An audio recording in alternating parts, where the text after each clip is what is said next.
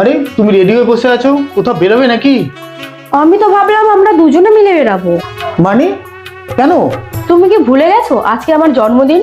ও আচ্ছা আচ্ছা, সরি, তোমার জন্মদিন। Happy birthday. আমার অফিসে দেরি হয়ে যাচ্ছে, হ্যাঁ আমি অফিস যাই। তোমার বার্থডে তুমি এনজয় করো। একটা কথা জানো তো মিস্টার দাস, একটা মানুষ একটা জিনিস যখন খুব সহজে পেয়ে যায় না, তার মূল্য দিতে জানে না। ঠিক তেমনই তুমি আমাকে খুব সহজে পেয়ে গেছো, তো তাই আজ মূল্য দিচ্ছ না। আজকে আমার বার্থডে থেকে তোমার অফিসটা মেইন হয়ে গেল। ঠিক আছে, যাও অফিস যাও।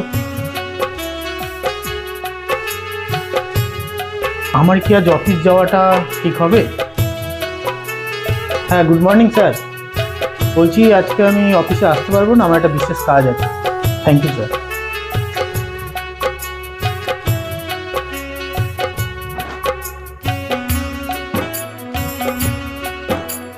তুই হবে যাবে না? না, আজকে অফিস যাবো না।